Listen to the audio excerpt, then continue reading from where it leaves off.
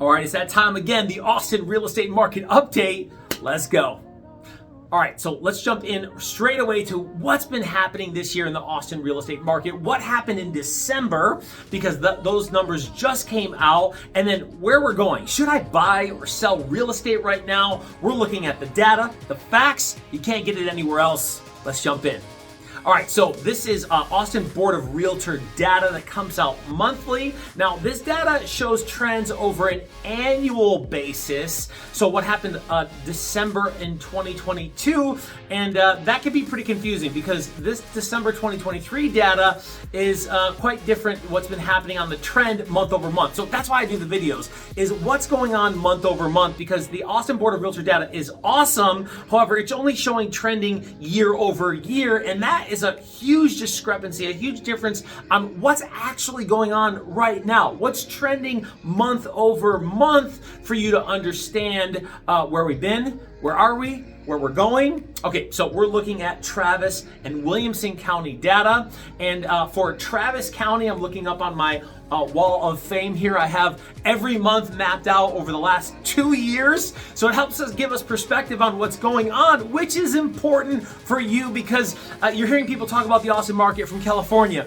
or from Florida. And you're hearing people talk about the real estate market who don't actually practice real estate. And so the advantage for you on this video is to get boots on ground information, facts that you can't get anywhere else to understand what's really happening. Okay, so Austin Board of Realtor data, I'm looking at December 2023, $527,000 for the median price point. Now look, we started the year at $499,274 exactly for the median price point in January of 2023, and we're ending 5%, a little over 5% up for Travis County. Now look, it's been a tumultuous year. We're down, we're up, we're down, we're up, we're down, we're up. And so this year has been quite a journey on really us kind of skidding across the bottom the last 18 months really of the general Austin market area,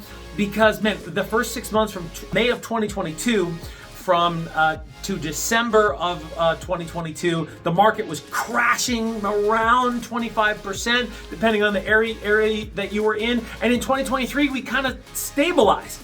But look, for some of the other interesting numbers that give us some perspective are quite surprising. So pretty cool, 5% up for the year. For those of you who've been around a while, you said, okay, not a bad year. For those of you who haven't been around a while and have only been in real estate a shorter period of time, you're like, that's not so great.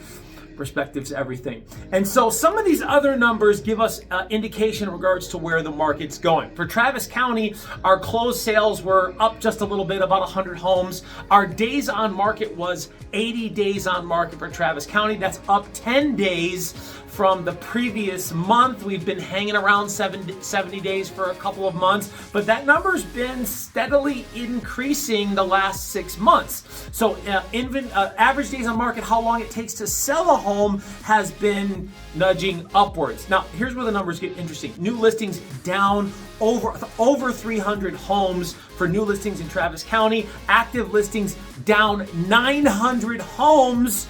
That's about 10% of a drop in inventory. Now, hey, that's good news for sellers because now there's less competition, and what we saw happen month over month from November to December was a 3% increase. So, hey, by the way, that shows you some of the volatility of the market, that we're up 5% for the year, Travis County, January through December, but 3 of those percent were month over month from November to December. So it just shows the volatility in the market. We're not really safe and secure. I'll talk about that at the end of the video as far as what's actually been what to expect in the coming months. Okay, so December inventory down, median price point up, months of inventory. So if no other homes came on the market, and how long would it take for all the homes to sell? That's what months of inventory is. If no other homes came on the market, how long would it take for all the homes to sell? It's just over 3 months. That's down. So months of inventory is down while average days on market's up. Average days on market is up. It's taking longer to sell homes, but there's less homes on the market. What's that mean? Well, less people are coming to market, and the people who are on the market are being a little bit more stubborn with their price. So hey, if you're a seller, strategy is everything. And as we saw from November to December, if you're priced right, what's that mean? Let's have a conversation.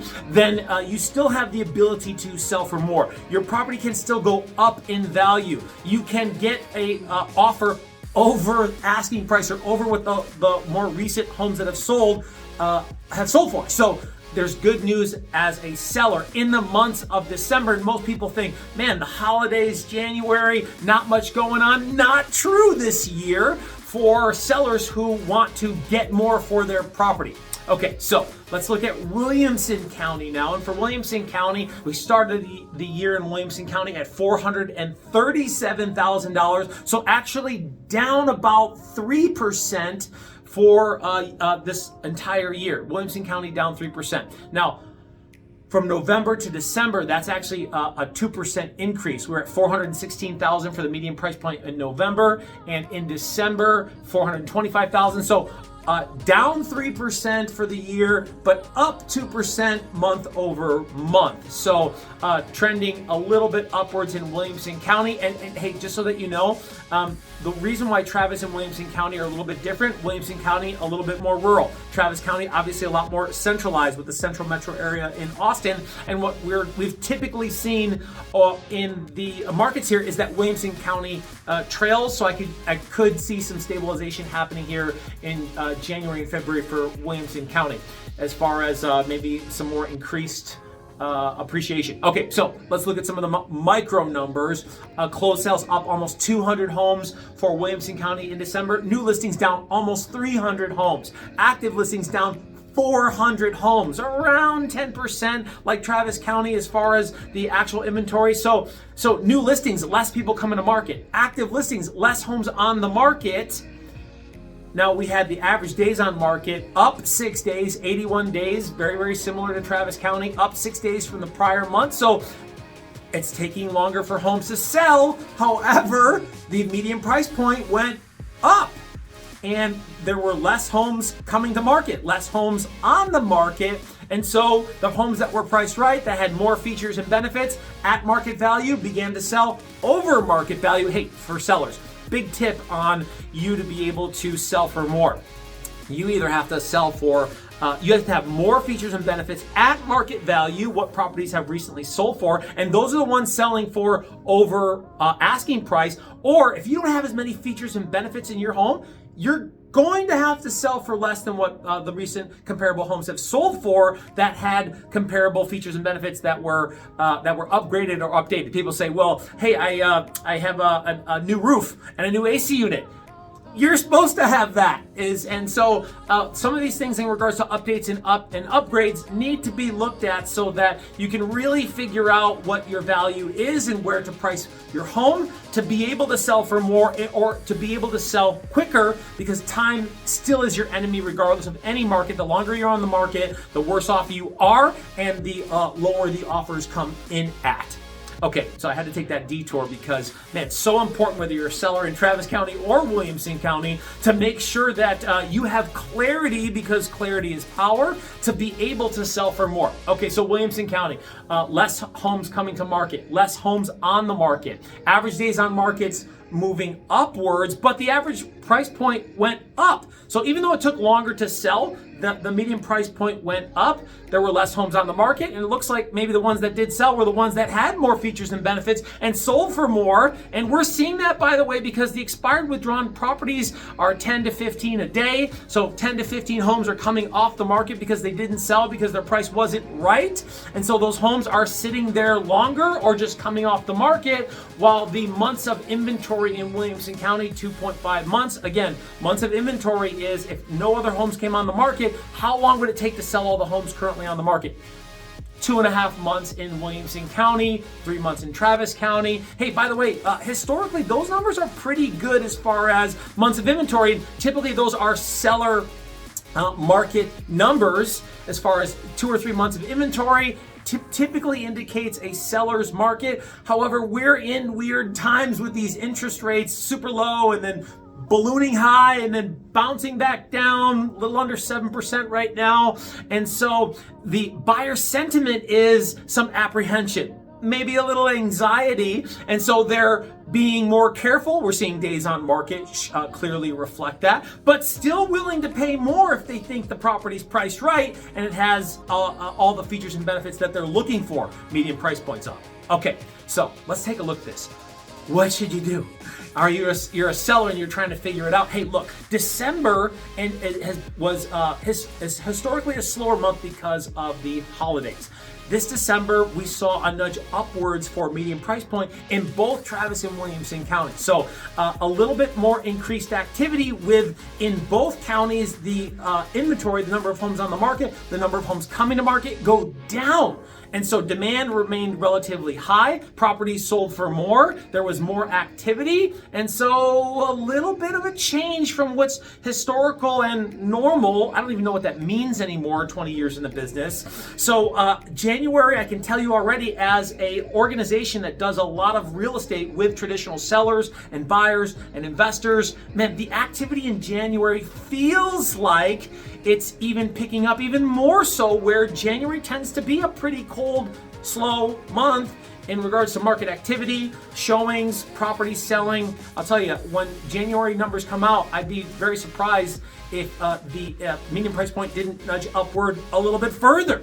So that's going to be very interesting to see what happens in February, because a lot of sellers say, well, I'll just wait till the spring. And what happens is a lot more people come to market, more supply. Where will the demand be? Well, we don't really know with the interest rates. So I'll tell you, I've seen more people lose money investing, trying to time any market versus getting in the market when it makes sense for you. Because look, if you have to sell your property, then look, get to it.